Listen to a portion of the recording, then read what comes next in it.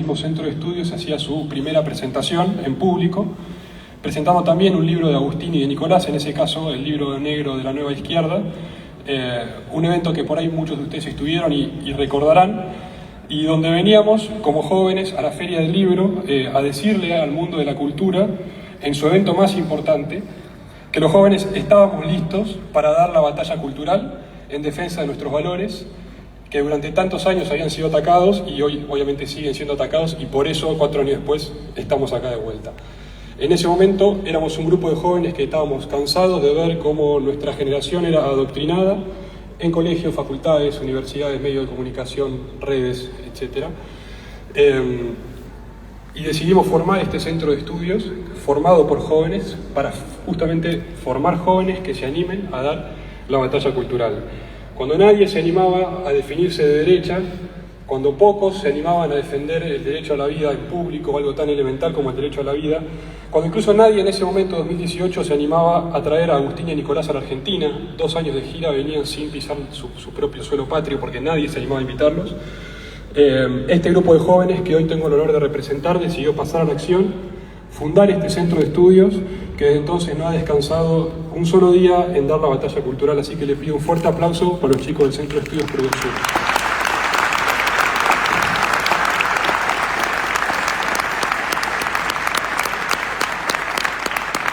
Al año siguiente decidimos superar la hazaña que había sido esa Feria del Libro y en 2019 sumamos a Javier Milei al panel, que hoy también nos acompaña y que el sábado va a estar acá en este mismo salón presentando su libro.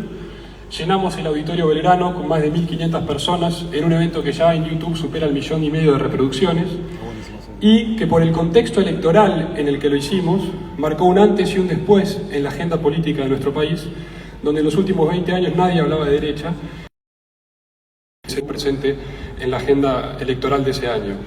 Hoy nos volvemos a encontrar en la feria para presentar lo que yo creo es la obra cúlmine de todo este proceso que yo resumo en estos eventos.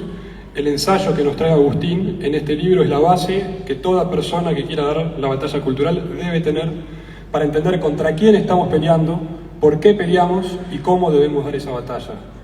Yo no me voy a extender hablando del libro, para eso hay voces más autorizadas, pero me parecía importante abrir este evento situándolo en contexto. Desde nuestro lugar como centro de estudios seguiremos dando la batalla cultural en lo que nos concierne, la formación de los jóvenes, y es por eso que aprovecho para invitarlos a todos, especialmente a los jóvenes, a visitar nuestra página web, ver nuestras redes sociales y principalmente entrar a los cursos que tenemos subidos, muchos gratis, anotarse en los cursos de formación, porque realmente si nosotros como jóvenes no nos damos cuenta que necesitamos estar formados, por eso traemos acá a Agustina que presente su libro, que es muy importante en ese camino, el enemigo nos va a seguir ganando la batalla cultural. Los oradores que nos acompañan hoy creo que no necesitan presentación. De mi parte, agradecerles por siempre estar dispuestos a acompañarnos, agradecerles a Agustín, Javier y Nicolás por el trabajo que hacen en defensa de nuestras ideas y pedirles que sigan marcándonos el camino a tantos jóvenes que vemos en ellos tres una referencia en este combate cultural. Así que les voy a pedir que pasen con un fuerte aplauso. Va a abrir Nicolás, sigue Javier y cierra Agustín. Muchas gracias.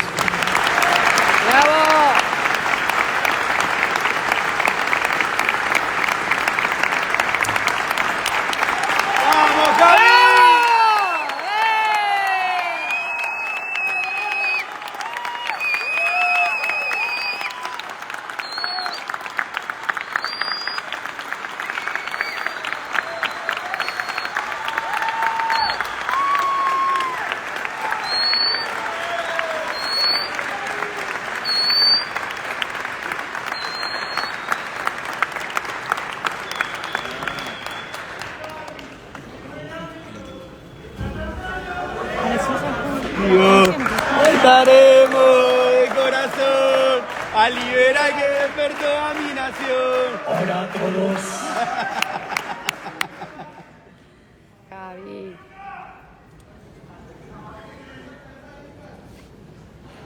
Buenas noches. ¿Cómo les va? Miren, en estos minutos, pocos minutos, Te falta ¿me luz. acerque? No, porque estás... Un poquito para atrás y está la luz. ¡Eso! ¡Bravo! Ok. Miren, originariamente en el día que hoy nos convoca, iba a estar Javier Milei solo presentándole el libro a Agustín. Pero alguien de la organización dijo, no, muchachos, si va a estar Agustín y va a estar Javier, esto se va demasiado a la derecha.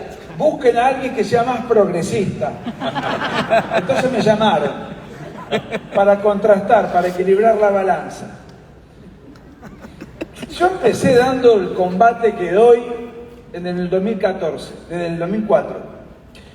Los que me conocen, y ahí veo caras amigas, seguramente se acuerdan.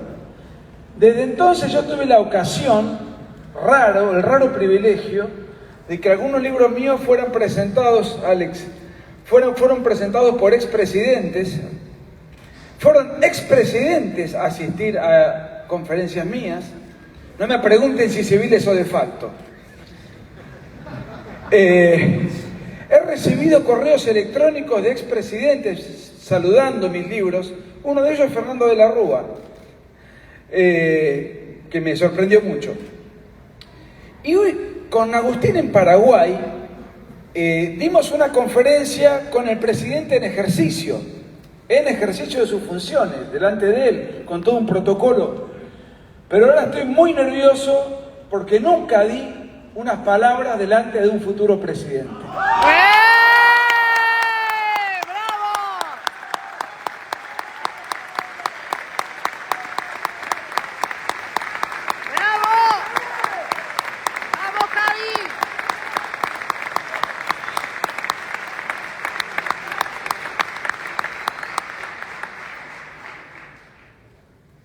Yo esperé con tremenda ansiedad este libro, lo leí rápidamente, pero con muchísima concentración, porque además yo vi el enorme esfuerzo que hizo Agustín durante muchos años para escribirlo, porque incluso gran parte de este trabajo fue elaborado durante nuestras giras, que duraron 3 o 4 años, y yo lo veía, estábamos muertos, 3 o 4 horas de sueño diarias, y en los aviones con la lucecita nocturna, Agustín subrayando los libros. Terrible, un trabajo que le demandó 7 años. O sea que para mí era algo que me generaba una gran ansiedad intelectual. Así que volvía loco al editor para que me lo mande a Mar del Plata. Cuando me llegó el libro, ahí estaba y puse manos a la obra. Es muy difícil en pocos minutos hablar del libro. Lo único que yo puedo decir es, a ver, este libro no es un libro, en términos militaristas yo lo pongo de esta manera, no le va a enseñar al lector a empuñar el arma, a cargarla, a medir el blanco y a disparar. No es un libro para el guerrillero cultural, no es un libro para la polémica que da argumentos para retrucar los fundamentos de la hegemonía progresista. Por ahí algo de eso tuvo el libro negro de la nueva izquierda, sí tuvo, creo, mucho de eso. Pero esto no, esto es un trabajo intelectual de altísimo nivel intelectual, pero con una pluma sumamente académica, pedagógica, de alcance masivo. Lo puede leer un filósofo y lo puede leer un laburante. Inclusive es el libro más químicamente puro de Agustín, porque a mí me ha pasado, y muchos me han dicho lo mismo, cuando leen el libro le da la impresión de que escuchar la voz de Agustín, porque hay escritores que escriben mejor de lo que hablan, hay escritores que hablan mejor de lo que escriben, y hay escritores que escriben como hablan. Y esto creo que es un gran mérito, uno de los tantos méritos que tiene Agustín, y uno siente y percibe la voz de Agustín a medida que va avanzando en el libro. Y si muchos han visto las conferencias de Agustín, Agustín toca asuntos sumamente complejos y los baja a tierra con una notable capacidad pedagógica. El libro tiene aspectos, yo diría, es un libro que, el grueso del libro, yo diría que es de raigambre sociológica, la sociología está presente, pero también está presente mucho la historia, la religión, la filosofía, de la cual Agustín se ha especializado y se sigue especializando, y por supuesto la política, sobre todo la última parte del libro, diría yo, que es la más, es un raconto, que hay un hilo conductor, vamos avanzando en el tiempo, y Agustín termina con su última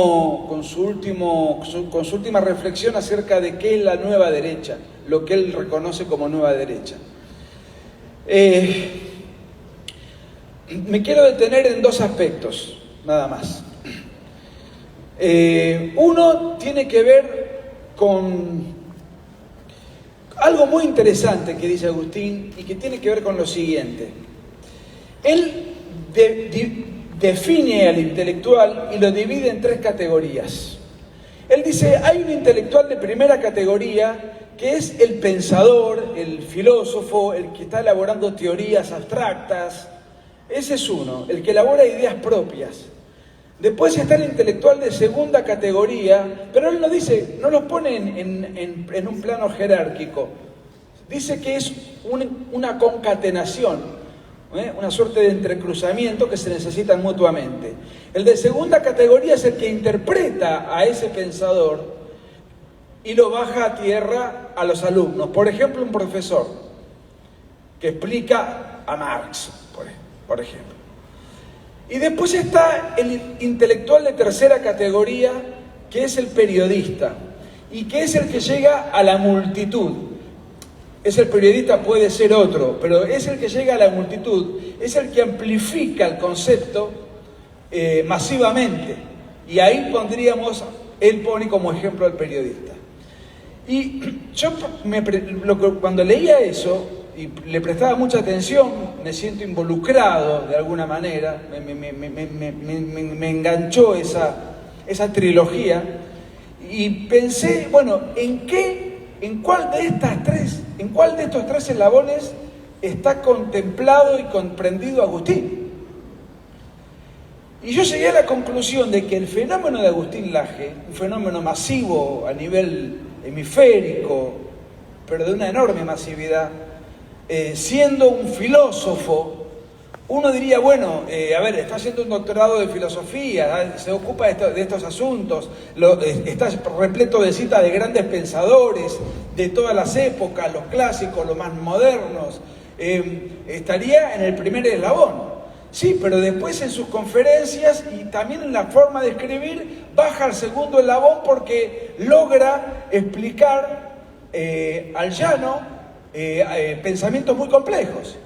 Pero al mismo tiempo tiene 1.300.000 seguidores en YouTube y sus redes explotan y sus libros explotan y sus conferencias quedan en los auditorios abarrotados. O sea que llega a amplificar el mensaje como un periodista. El fenómeno Agustín Laje tiene que ver con que él está comprendido en los tres eslabones al unísono. Eso es de un talento totalmente inusual, y yo diría que por eso, se lo dije a él en persona, es el mejor de todos nosotros. Es el mejor de todos nosotros. Por eso, otro aplauso para Agustín.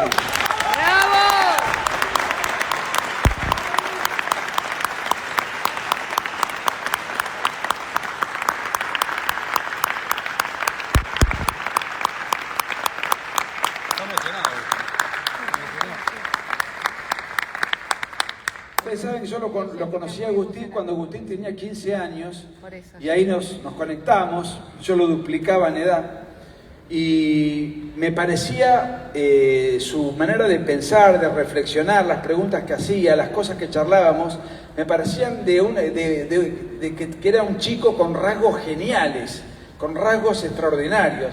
Por eso siempre pongo el ejemplo que cuando me acuerdo de todo eso, me siento un poco como aquel tipo que alguna vez vio jugar a Maradona en una plaza de chico y dijo, este tipo es distinto. Este tipo es distinto, tiene otras cualidades. Entonces, de alguna manera, esa analogía, siento que identifiqué a alguien que era superlativo. Bueno, acá los hechos hablan por sí solos.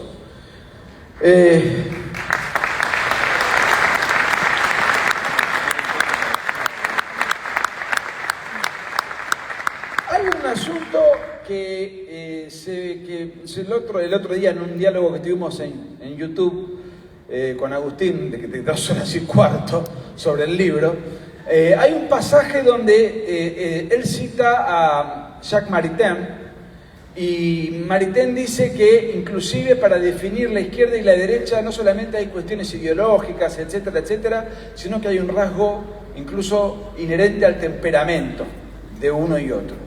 Nos pusimos a charlar sobre eso, pero no voy a repetir aquello que está en ese diálogo, que en todo caso el que le interesa lo puede ver por internet, y en todo caso además está en el libro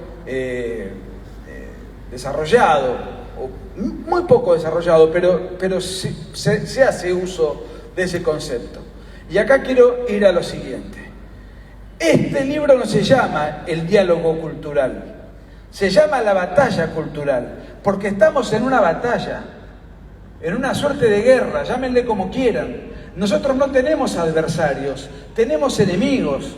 La progresía, la progredumbre y todos sus aliados, los bienpensantes, la casta a la que siempre ataca con certeza Javier Milei, y no solamente la casta política, la casta periodística hegemonizada por un progresismo que nos atosiga, que nos abruma y que además no tiene contraste. No hay diferencias filosóficas sustanciales entre los canales kirchneristas y los canales que responden a Cambiemos.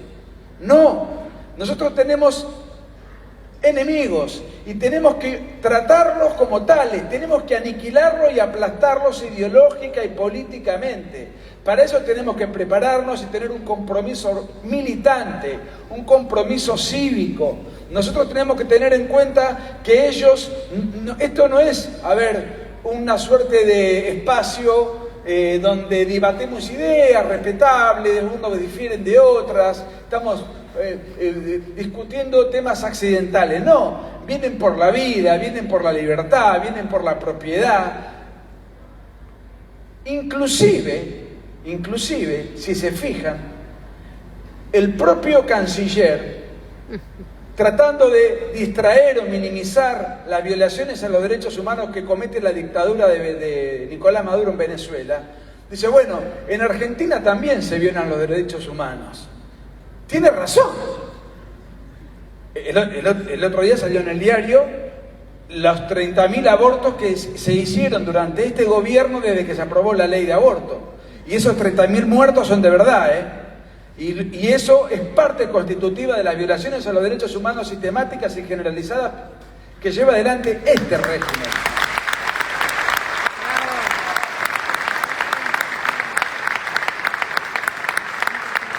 Probablemente,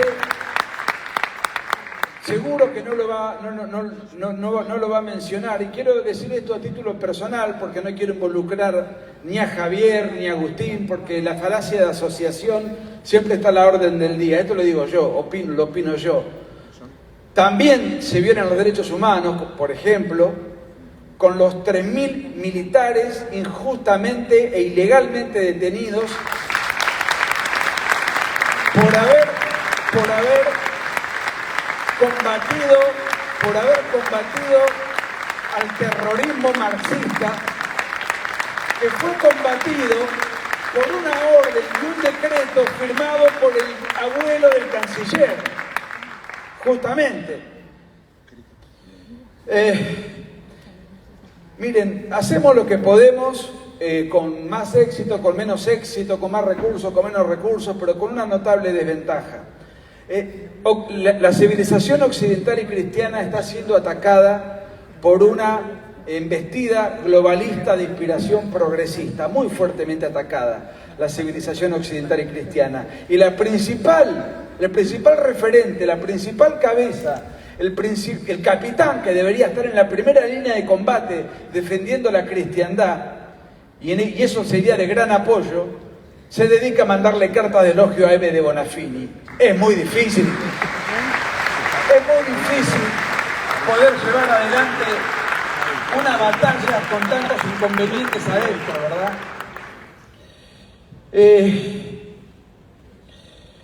Finalmente, los quiero instigar a lo siguiente, para ir concluyendo. El libro de Agustín es un éxito internacional, es un éxito en Argentina, es un éxito en todos los países donde ha sido editado, por lo menos en todos los países de habla hispana.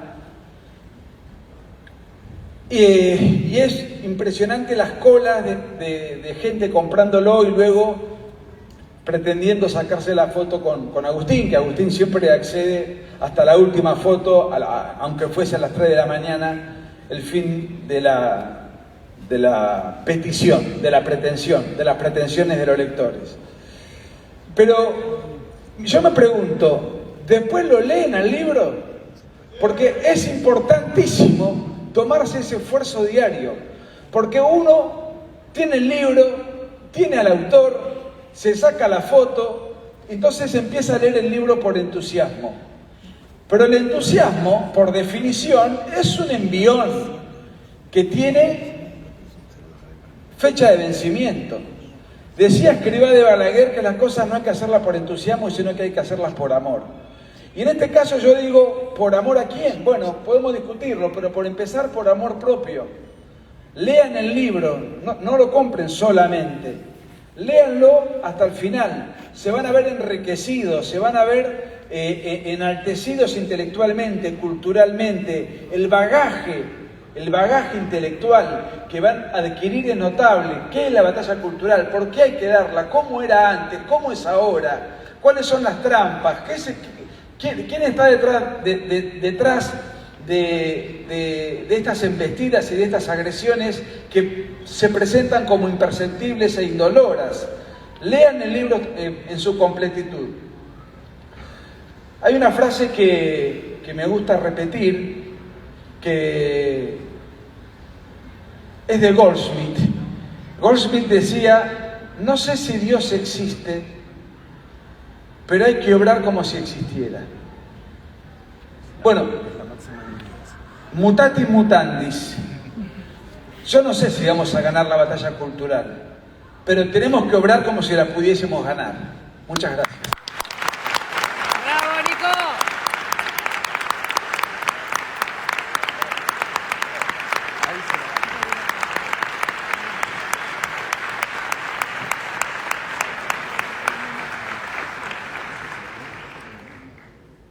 Bueno, en primer lugar, yo lo que deseo es darle las gracias a Agustín por darme el privilegio, el honor y obviamente el orgullo de poder estar presentando este libro enorme que es La Batalla Cultural. Lo he dicho en otras oportunidades y lo vuelvo a decir. Agustín es de los tipos más brillantes que he conocido en mi vida. Por lo tanto, para mí es un enorme honor tener la posibilidad de estar aquí junto a Agustín. Esto es un privilegio, esos son los gustos que uno se da en vida. Y al mismo tiempo con Nicolás, que recuerdo cuando hicimos hace unos años en el Auditorio Belgrano, hicimos también una presentación que dejó mucho para cortar, fue muy valioso. Por lo tanto, en primer lugar, digamos gracias a Agustín y gracias a vos también, Nicolás, porque estamos replicando en alguna medida aquello que pasó en aquel momento que fue tan especial y que generó tanto impacto. Respecto al libro, yo voy a contar el tema de la batalla cultural casi como una cuestión de primera persona, que me parece que, dado que Agustín va a estar contando el libro, digamos, contar acerca de lo que es esto, digamos, puesto en la práctica. Veo ahí en la primera fila, la vi por algún momento, a mi compañera de banca, digamos, con la diputada Victoria Villarruel.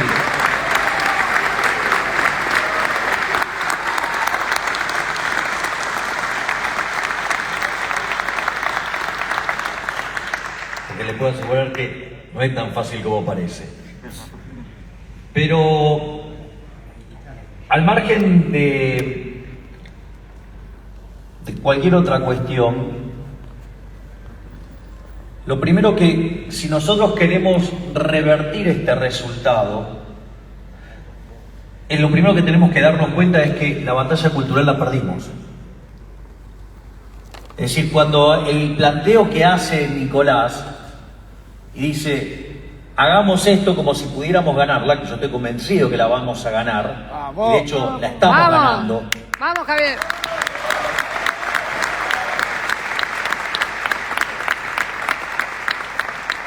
Es muy importante también saber de dónde partimos, saber que la batalla cultural nosotros la perdimos.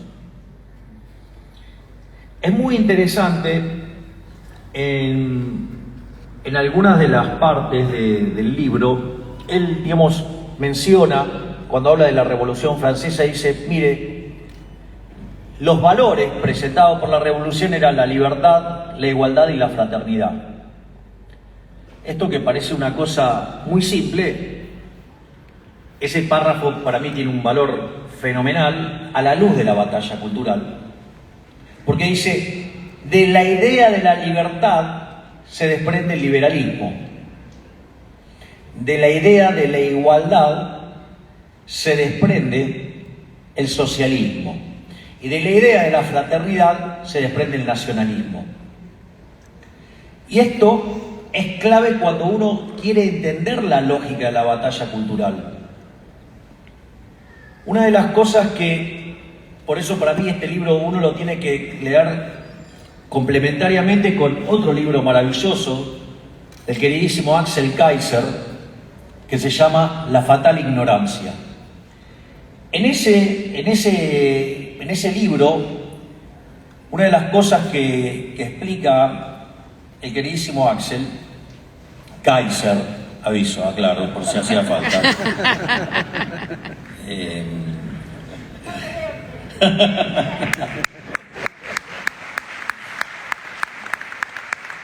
Una de las cosas que señala es que los resultados del modelo económico chileno eran impresionantes.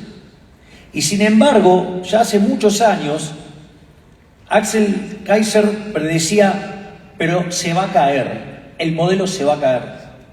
Y eso también en algún sentido, en algún momento hasta lo menciona Agustín, dice, mire, la batalla no es estrictamente lo económico, porque el caso chileno es exitoso en lo económico y sin embargo se cayó. Exacto. Entonces, uno debería explorar, lo explora Kaiser, lo explora Lage. Lo interesante del libro de Lage es, porque Axel Kaiser dice, hay que dar la batalla cultural. Bueno, acá está cómo darla, por decirlo de alguna manera, porque están los fundamentos. Es decir, es un libro que a ustedes les va a permitir comprender la lógica del debate y de la discusión. Y en ese sentido, ya lo empiezo a traer más cerca, como lo primero que hay que tener en cuenta es que ellos llevan muchos años en esto, haciendo esto. Concretamente, cuando se cayó el muro de la vergüenza, en realidad fechar en ese momento la derrota del socialismo sería un error. Sería un error imperdonable, porque en realidad el socialismo se cayó el mismo día que empezaron a construir el muro en el 61, no cuando se cayó en el 89.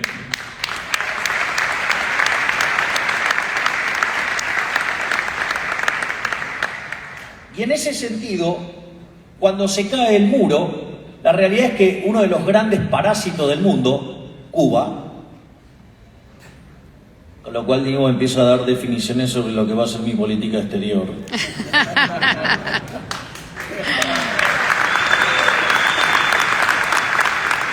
En ese sentido, necesitaban alguien a quien parasitar.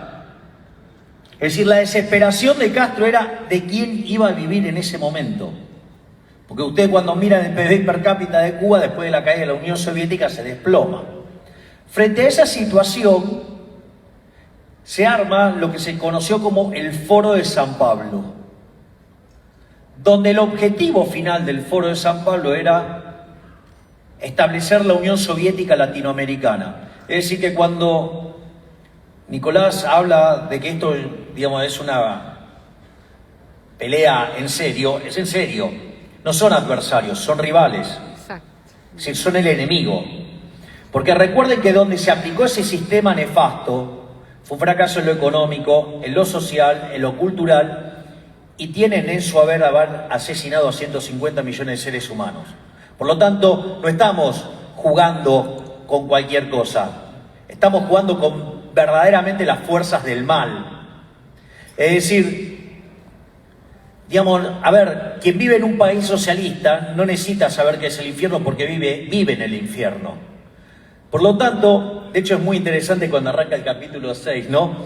Todas las referencias, arranca haciendo todo un conjunto de referencias sobre la definición de lo que tiene que ver la izquierda. Por ejemplo, lo hace respecto a la Biblia, respecto al Tanaj, lo hace respecto al Corán, y siempre lo izquierdo está asociado a lo malo. Y claro, sí, si han sembrado cualquier tipo de calamidad en la tierra, son la propia representación del maligno. Les gusta hacerlo desde el lado judío, lo pueden hacer con Samuel 8.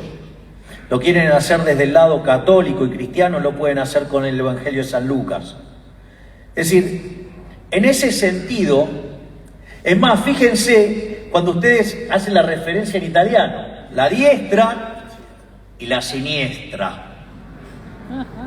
No solo eso, sino que fíjense que ustedes cuando quieren hacer algo ilegal, ¿qué dicen? Lo hacemos por izquierda. Digo, es bastante claro, o sea, ese preludio del capítulo 6 es maravilloso, que de hecho es el último del capítulo, del libro. Pero al margen de eso, ahora fíjense que frente a las atrocidades que genera ese sistema, sin embargo ganaron la batalla cultural. Entonces la pregunta es, ¿cómo lo hicieron? Y para eso yo quiero mencionar dos autores que son claves en entender esto. Uno es Gramsci. Porque ¿qué era lo que decía Gramsci? Que para que la batalla cultural, para que el socialismo fuera exitoso había que impregnarlo en la sociedad. Entonces, ¿cómo lo hacían? Mediante la educación, mediante los medios de comunicación, mediante la cultura. Y de esa manera van contaminando la forma de pensar de la gente. Se crea la idea de lo políticamente correcto. Fíjense que esto es tan así y ellos han sido tan exitosos, porque esto es lo que hay que comprender, ellos han sido exitosos en esto.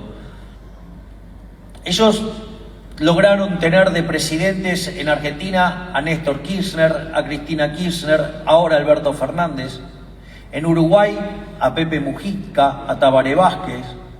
En Chile a Lago, a Bachelet, ahora a Boric. En Perú lo tienen a Castillo. En Venezuela a Chávez, ¿sí? Y a Maduro. Lugo en Paraguay. Evo Morales, ¿sí? En Bolivia. Y López Obrador en México. Es decir que, pero que, digamos, uno lo que tiene que ver es que hay un trabajo previo. Y eso eran 3 etapas, ellos las tienen bien definidas. A veces los menciono en pasado porque hoy es el Grupo Puebla. Pero lo interesante de eso es que son 3 etapas y están muy marcadas además. La primera etapa tiene 90% batalla cultural. Y 10% es meterse adentro del Estado para poder conseguir recursos. La segunda etapa hay un 50% que tiene que ver con la batalla cultural, pero un 50% vinculado, que como ya se metieron adentro del Estado, empezar a avanzar en una agenda regulatoria y de avance sobre los derechos de propiedad. ¿Para qué? Para que avanzando en esa lógica, terminar destruyendo ¿qué? El sistema capitalista. Por lo tanto, la última etapa, ¿sí? Es la etapa de las expropiaciones. Es decir, tienen una agenda muy marcada. En algunos lugares se ve con total claridad. El mejor ejemplo es Venezuela. Venezuela a mediados del siglo XX era de los países más ricos del mundo. Digamos, hoy, gracias al socialismo, lograron, por ejemplo, que les falte petróleo y que el 96% de los venezolanos sean pobres y el 86% o el 80% indigentes. Una maravilla el socialismo, donde va es un desastre. Genera hambre, genera violencia, genera cosas espantosas. Ahora entonces, fíjense lo brillante que fue esta metodología de Gramsci, que un sistema tan espantoso, y a pesar de la caída del muro, en 2 etapas, aún así lograron imponer las ideas. Digo, hay que reconocerles ese logro. Si no reconocemos ese logro, estamos en problema. Y lo que hace Agustín es de plantarse y enfrentarlos de una. Es decir, no hay rodeo, se llama la batalla cultural, ¿sí? Le plantea los elementos. Y entonces ahora yo me quiero focalizar en lo que es el debate, que es el que históricamente he venido dando y voy a seguir dando, que es lo que tiene que ver en la discusión entre liberalismo y socialismo. Es decir, entre el capitalismo de libre empresa y el socialismo real, que es el comunismo, porque no se dejen engañar, cualquier solución intermedia es inestable y tiende a socialismo. Que es decir, entonces, esta supuesta pelea entre lo que es la igualdad y lo que es la libertad. Y si ustedes se fijan, después de la caída del muro, a la luz de los abrumadores resultados, la izquierda no hace un planteo en lo económico. En el único lugar donde se discute, digamos, en la economía es acá. Es decir, al único que se le ocurre decir que la Unión Soviética fue un éxito es a la izquierda, acá, nada más. O sea, a nadie se le ocurre decir semejante disparate. Con lo cual acá tenemos alguna ventaja, porque, digamos, la izquierda acá no puede sumar ni con una abaco, no hacen un cero, digamos, ni con un vaso. Entonces, digamos, alguna cosa es tan simplificada porque hay que empezar a discutir los datos acá, o sea, para que vean lo atrás que estamos. Pero, digamos, en el mundo civilizado, una de las cosas, ellos no plantean la cuestión de la superioridad cuantitativa. Es decir, a nadie se le ocurre cuestionar que aquellos países que son más libres son 8 veces más ricos que los reprimidos, ni que tienen 25 veces menos de pobre en el formato estándar y 50 veces menos en el formato extremo, que los que están en el decil más bajo están mejor en el país libre, no solo 11 veces mejor que su par en el país reprimido y, digamos, o sea, mejor que el 90% de la población. Digo, eso no está en la discusión. Es una discusión que la verdad es increíble, se da acá nada más. Ellos lo que hacen es cuestionar que el sistema sea justo. Es decir, el eje fundamental pivotea sobre un falso altruismo con la idea de la igualdad y lo que se plantea que el capitalismo es un sistema injusto. Por eso es muy importante un libro de Israel Kirzner que se llama Creatividad, Capitalismo y Justicia Distributiva, porque una de las cosas que hace Israel Kirzner en ese libro dice: la superioridad en el plano cuantitativo es innegable, pero si el sistema es injusto, no merece ser defendido. Y en ese sentido, lo que se plantea es una suerte de trade-off donde, si ustedes quieren, la derecha, ¿sí?, o los palios libertarios, ¿sí?, o si ustedes quieren los liberales, pero que entienden que el mundo tiene restricciones, lo que sucede ahí es que pareciera que de acá está la gente que no tiene alma, que no tiene corazón, ¿sí?, y que lo único que le importa es la eficiencia. Y que ellos en realidad son los que tienen sentimientos, los humanos, ¿sí?, y que, digamos, entonces son altruistas siempre con la ajena, no con la propia, eso nunca se olviden. Entonces, en ese contexto es como que el debate se plantea en torno a si el sistema es justo o no. En el fondo es una discusión sobre igualitarismo. Que ahí hay también otro muy buen libro de Axel Kaiser que se llama La tiranía de la igualdad. Entonces, lo que uno tiene que hacer es discutir si el sistema verdaderamente es o no es justo.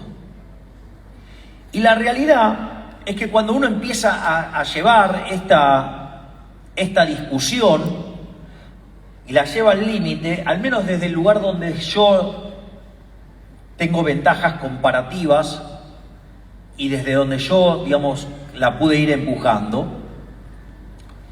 es que cuando ustedes llegan al final del camino de toda esta discusión, piensen que yo soy economista, terminan chocando con un problema de la teoría del valor, donde los socialistas abrazan la teoría del valor trabajo o alguna teoría objetiva más cercana en tiempo y la teoría subjetiva del valor.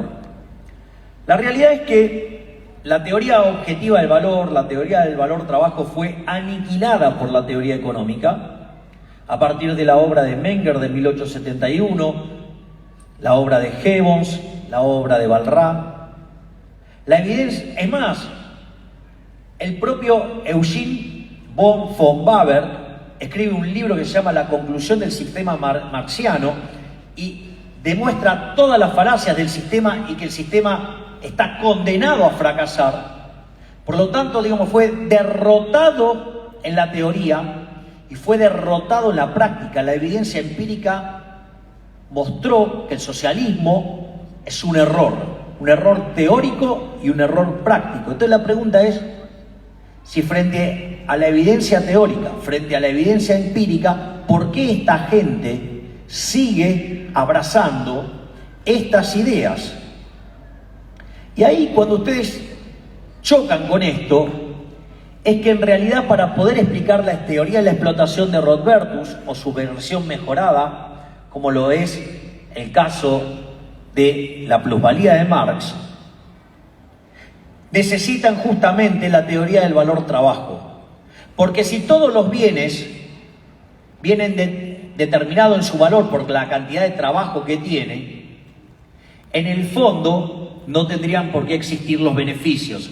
Es decir, explotación para Rothbardus, plusvalía para Marx. Y en ese contexto, en el fondo lo que ustedes están viendo es que hay un prejuicio. Es decir, utilizan ese marco justamente para poder derivar estos resultados. Y en el fondo, lo que está subyacente en eso sí, ahora vamos a una cuestión moral, que es cuáles son los valores implícitos. La envidia, el odio, el resentimiento, el trato desigual frente a la ley y el asesinato. Por lo tanto, desde ese conjunto de valores morales, todo lo que va a salir son instituciones espantosas que inexorablemente llevan a la muerte y a la miseria. Por eso fracasan siempre. Y entonces la idea es, ¿qué es lo que hay del otro lado? Y del otro lado, como señala nuestro máximo prócer del liberalismo de todos los tiempos, Alberto Venegas Lynch, hijo, el liberalismo es el respeto irrestricto del proyecto de vida del prójimo, basado en el principio de no agresión y en defensa del derecho a la vida, a la libertad y a la propiedad, cuyas instituciones son la propiedad privada, los mercados libres de intervención estatal, la competencia entendida como libre entrada y salida, la división del trabajo y la cooperación social, donde solamente se puede ser exitoso sirviendo al prójimo con bienes de mejor calidad a un mejor precio, donde a su vez la retribución de los factores viene dado por el valor del producto marginal de ese factor, llámese trabajo. Es decir, el salario va a venir determinado por el valor del producto marginal del trabajo. Es decir, que hay una dimensión que tiene que ver con la productividad del trabajo, donde obviamente depende también de la acumulación del capital, por ende no son enemigos los capitalistas y los trabajadores, sino que son socios, porque a más capital, más productividad, por ende mayores salarios reales, sino que a la productividad se le suma la dimensión precio. Y de vuelta, los precios vienen determinados por las preferencias y por la escasez. Consecuentemente, como mencionaba antes, solamente se puede ser exitoso sirviendo al prójimo con bienes de mejor calidad a un mejor precio. Es decir, que aquel que le va bien en el capitalismo es un benefactor social. Y por lo tanto, ese dilema que plantea la izquierda, que el sistema produce bien pero distribuye mal, es falso. Es decir, el sistema no solo que es más productivo, sino que además es el único sistema que es justo. No solo por eso entonces que además los valores morales que abraza derivan instituciones que generan crecimiento económico y, como decía Bastiat, donde entra el comercio no entran las balas. Donde hay mercado, las costumbres son dulces, señaló Bertrand de Juvenet. Entonces, en ese contexto, es que si les ganamos con la evidencia empírica, le ganamos con la teoría económica, le ganamos en el plano filosófico, ¿por qué ellos han ganado? Porque ellos entendieron que esto era una batalla cultural. Y la batalla cultural, y esto ya es con lo que voy a cerrar, no solo se libra escribiendo, no solo se libra dando conferencias, ni tampoco peleándose con todo cuanto zurdo aparezca en la tele.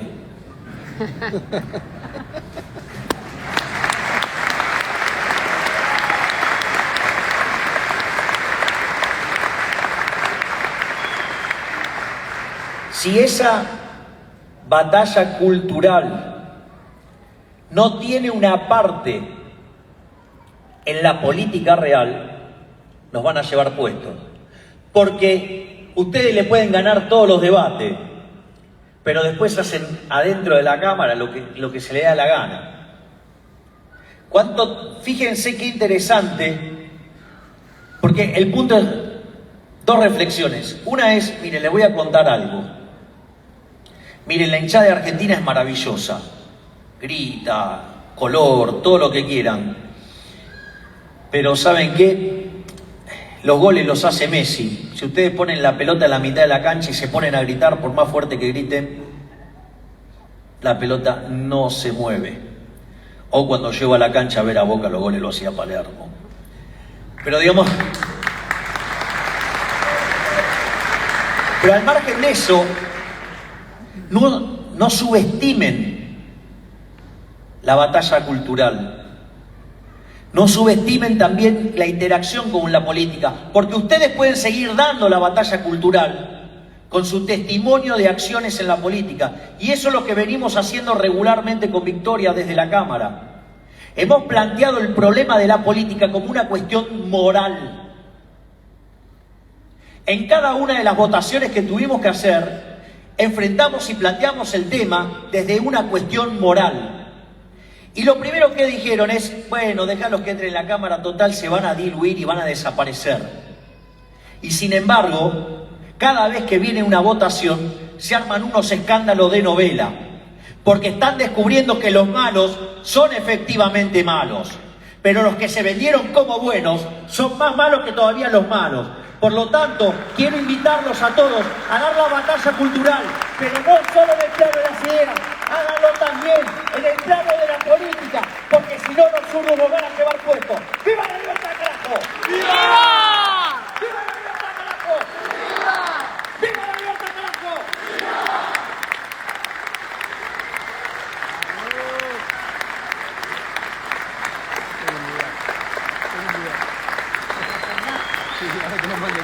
Tengo como 28 minutos de video.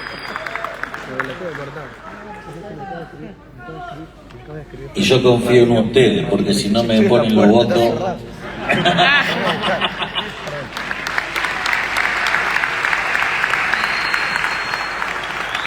De nada sirve que me digan que son muy lindas las cosas que digan y después votan a los empleados del socialista.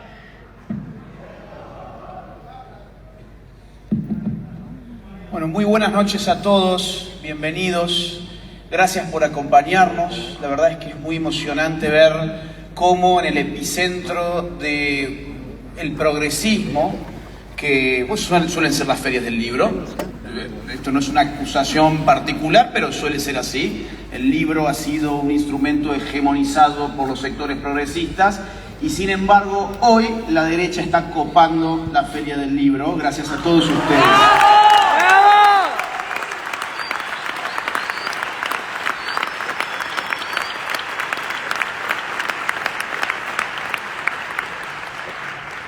Y también la tienen que copar el sábado. El sábado. El sábado. Sábado. ¿A qué hora? 20:30. Vamos a avisar. 20:30. Con el Camino Libertario, sábado 20:30. Sábado 20:30 la copamos de nuevo, Así que agéndenselo, venga.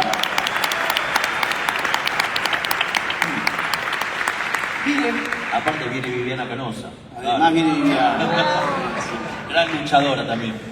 Bueno, miren, antes que nada también muchas gracias a Javier, a Nicolás, grandes amigos, grandes compañeros de trinchera, de batallas culturales y ahora también políticas.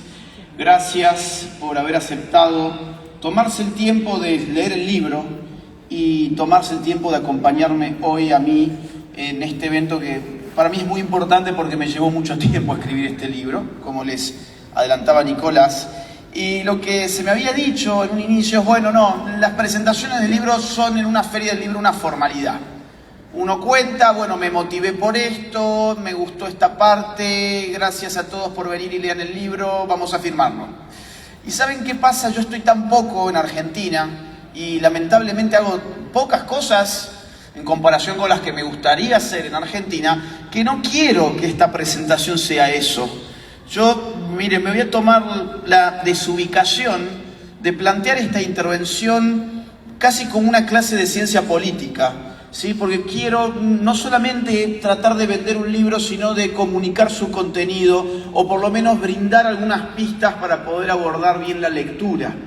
Yo no voy a hablar evidentemente de los 6 capítulos del libro, voy a hablar un poco del primero y un poquito del último. Es decir, voy a tratar de conceptualizar la batalla cultural y voy a tratar de aplicar eso a un fenómeno que entiendo que está surgiendo en muchos lugares del mundo y que podemos ponerle el nombre que ustedes quieran ponerle, pero yo le puse nueva derecha. Eso está frente a discusión, yo no tengo problema. A mí me importa describir el fenómeno. Claro, yo desde el año 2013 más o menos empecé a notar que muchos sectores de lo que podríamos llamar las derechas, porque no existe la derecha ni existe la izquierda, existen las izquierdas y las derechas, ocurría que empezaban las derechas a hablar de batallas culturales. Teníamos a los libertarios hablando de batalla cultural. Teníamos a sectores conservadores hablando de batalla cultural, sectores patriotas hablando de batalla cultural, los tradicionalistas hablando de batalla cultural. Y yo me preguntaba, está excelente el término, es gramsciano además, y uno tiene que aprender de aquellos que aprendieron de su propia derrota, porque Gramsci fue un pensador del fracaso, igual que la escuela de Frankfurt fueron pensadores del fracaso, y si nosotros hemos fracasado, como yo coincido con el diagnóstico de Javier, hemos fracasado, pero la política es una dimensión contingente, es decir, las cosas pueden cambiar. Es la dimensión contingente más notable de la vida humana. Las cosas pueden cambiar, el problema es, hay que hacer algo para que cambien. Entonces, cuando los pensadores marxistas empiezan a fracasar, ahí nomás, por ejemplo, cambian su estrategia y elaboran conceptos. Porque el concepto te permite pensar. El hombre es un animal que piensa a través de las palabras y las palabras son fundamentales. Ahora, yo necesito saber qué significan esas palabras para saber qué estoy haciendo. ¿Qué significa la batalla cultural? Imagínense ustedes que a mí me dicen, vamos a jugar al fútbol. Sí, vamos a jugar al fútbol. Llegamos todos a una cancha de fútbol. Bueno, ¿y qué es el fútbol? ¿Cómo vamos a jugar al fútbol si no sabemos qué es el fútbol?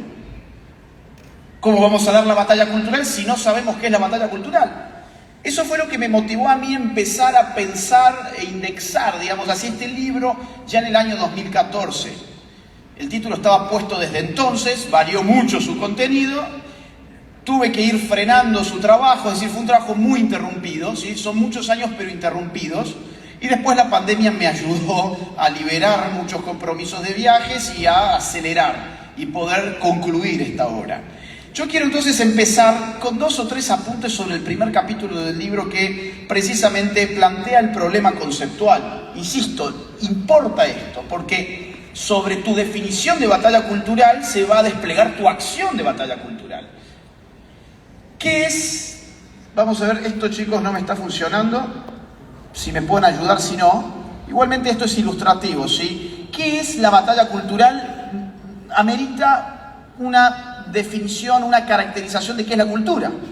Batalla cultural son 2 términos. Ok, ¿y qué es la cultura? La cultura es un término dificilísimo pero usadísimo. Lo usamos a menudo para decir muchos tipos de cosas muy distintas entre sí. Pensamos que sabemos, pero cuando nos preguntan qué significa ya no sabemos. Eso le pasaba a San Agustín con el tiempo. San Agustín decía algo más o menos así sobre el tiempo. Cuando no me preguntan qué es el tiempo, sé que es el tiempo, pero cuando me lo preguntan, ya no lo sé. ¿Qué es el tiempo? Hablo todo el tiempo del tiempo. Tengo tiempo para esto. ¿Cuánto tiempo dura aquello? ¿Qué hago en mi tiempo libre? Todos sabemos qué es el tiempo, pero a ver, definímelo. Está difícil. Con la cultura pasa lo mismo. Yo cito un libro de Oxford donde se compilan más de 200 definiciones de cultura. Y yo me he tomado el trabajo de decir, bueno, acá hay en verdad 3 grandes acepciones, ¿sí? Vamos una y otra, por favor, si me ayudan con... A ver, ahí está. Hay 3 grandes acepciones, hay 3 grandes conjuntos de definiciones de cultura. La palabra cultura empieza a utilizarse con frecuencia en el marco de la filosofía ilustrada. O sea, estamos hablando del siglo XVIII. Cultura remite en ese contexto al cultivo, viene de colere. La agricultura, ¿qué es? Es el esfuerzo que hacemos sobre la tierra para que rinda fruto.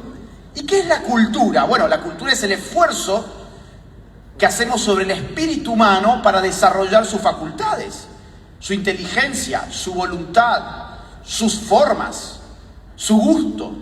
Para los ilustrados, para Kant, por ejemplo, la cultura constituía una jerarquía. Hay personas más cultas que otras, sí, porque han desarrollado mejor esas facultades, se han cultivado mejor, de la misma forma que hay una mejor cosecha que otra. Esa acepción de cultura, que ya tiene sus siglos, la seguimos usando hoy. Por ejemplo, cuando decimos Juancito es muy culto, nos imaginamos a Juancito leyéndose los libros de Javier Milei y de Nicolás Márquez, por ejemplo, ¿no? Nos imaginamos un tipo que está comprometido con el desarrollo de su inteligencia, por ejemplo. Y cuando decimos Pedrito es muy inculto, bueno, nos imaginamos a un tipo que está las 24 horas jugando al PlayStation, ¿no? Ahí, acabando su vida en un videojuego. Ahora, en el siglo XIX, ¿yo qué les quiero mostrar? Que llega hasta el día de hoy esto. En el siglo XIX, la antropología empírica va a traernos una noción muy distinta de cultura. ¿Quiénes son los antropólogos? Son esos tipos, generalmente de Europa en ese contexto, que salen a explorar sociedades primitivas, exóticas incluso. Y empiezan a ver, ups, mira, estos tipos tienen otros hábitos, otras costumbres, otras creencias, otro arte, otra arquitectura. Todo esto es muy distinto. Bueno, vamos a llamarle cultura a todo aquello que no depende de una herencia biológica. Todo aquello que no está dado por naturaleza y está hecho por el hombre, vamos a empezar a llamarlo cultura, y la sociología toma esa acepción de cultura. Esto hoy lo seguimos utilizando. Piensen ustedes en la ideología de género. Cuando te dicen, no, bueno, a ver, la sexualidad es una construcción cultural. ¿Qué te están diciendo? La sexualidad no tiene ninguna base biológica, sino que depende de un sistema cultural que la construye, pero la cultura es a su vez construida. Entonces, fíjense cómo esa acepción también llega a nuestro lenguaje cotidiano, sin que nos percatemos de ello. Y en tercer lugar, hay una acepción estética que refiere a los productos de la expresividad humana. Una pintura, un cuadro, un monumento, una obra de arte, una escultura, arquitectura, una pieza musical también. Imagínense ustedes que yo les digo, quiero que me lleven a un paseo cultural. Ustedes no me van a llevar a una verdulería. No me van a llevar a un centro comercial, me van a llevar, por ejemplo, a una galería de arte, se va a sobreentender. Hay un sobreentendimiento de que yo estoy utilizando esa acepción concreta. Me van a llevar a ver a la arquitectura, la catedral, algún monumento, un paseo cultural, un museo.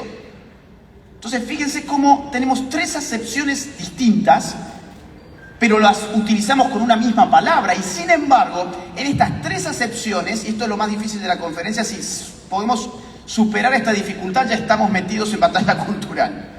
En esas tres acepciones encontramos una misma tensión constitutiva de la palabra. Hay una tensión en una palabra que nos aparece al mismo tiempo como estructurada y estructurante, como creativa y condicionante. El hombre toma conciencia, yo hago la cultura, pero la cultura hace en cierta medida al hombre. Entonces, ¿cómo se me muestra eso? Como poder. Si la cultura es un condicionamiento inevitable en tu vida, porque el hombre es un animal de cultura, pues entonces modificar la cultura modifica el comportamiento. Estamos hablando de poder. El mundo moderno descubrió eso, a diferencia del premoderno, que la cultura estaba dada automáticamente. El mundo moderno dice, esto es maleable, yo puedo cambiar valores, yo puedo cambiar normas, yo puedo cambiar las creencias, los mitos, los ritos, la historia, y genero ¿qué? Un tipo de control social distinto.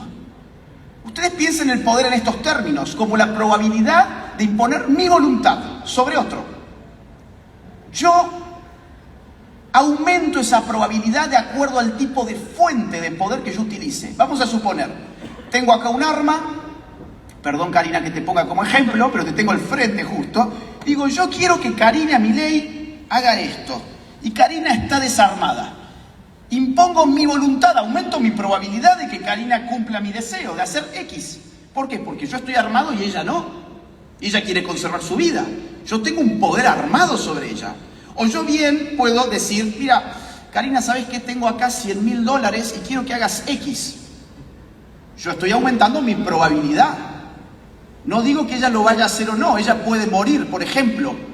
Vamos a suponer, por Dios, ¿no? Yo quiero que blasfeme y ella tiene mucha fe. Bueno, ella está dispuesta, digamos, yo no pude cruzar eso. No, igual una nota de color, a las valijas ya les ganamos.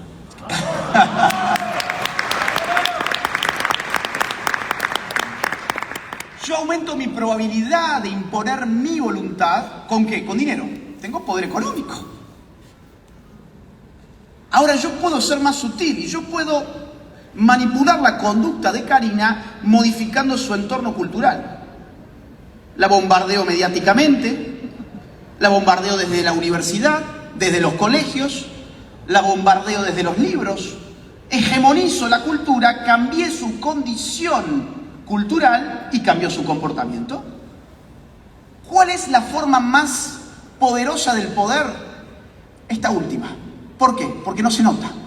El poder es más poderoso cuanto menos se nota.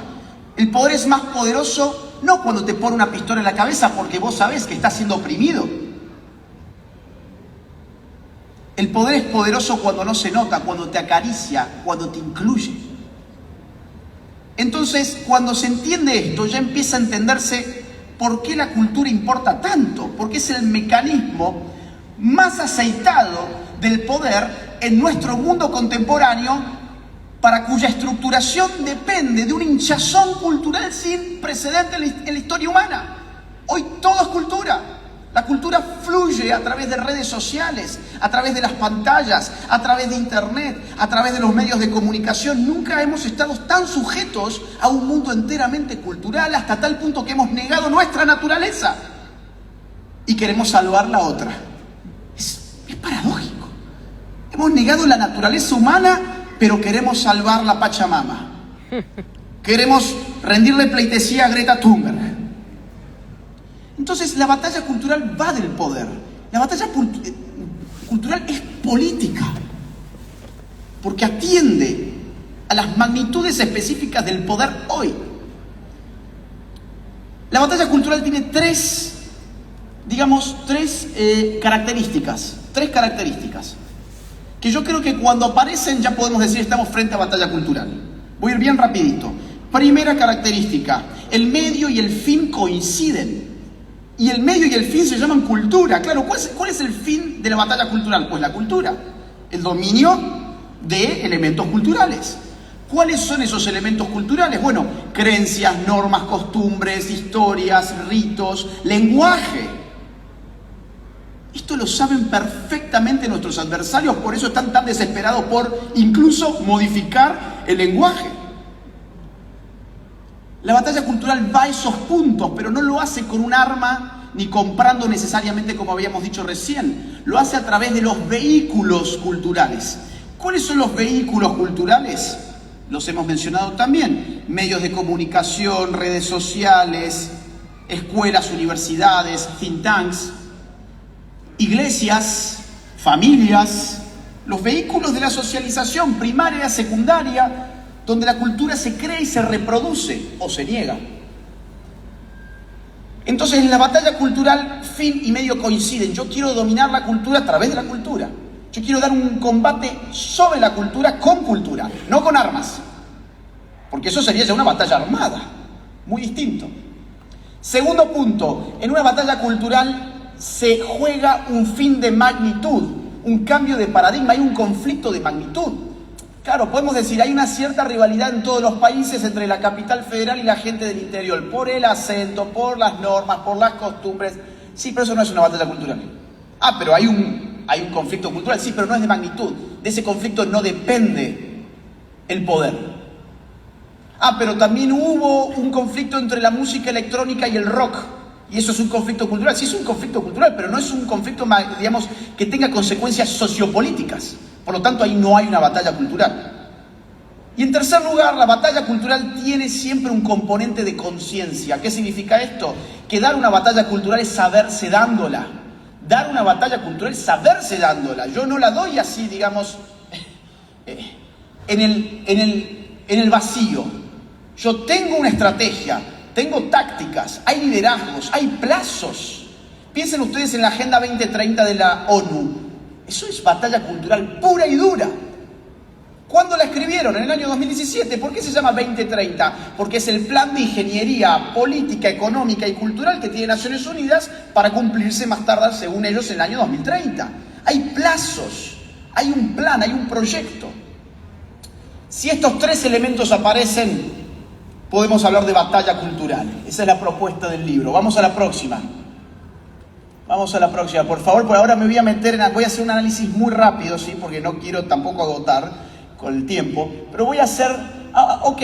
Miren, algo Javier adelantó. ¿Qué ha pasado con las izquierdas y las derechas en la batalla cultural? La verdad es que las izquierdas lo han entendido hace más o menos un siglo.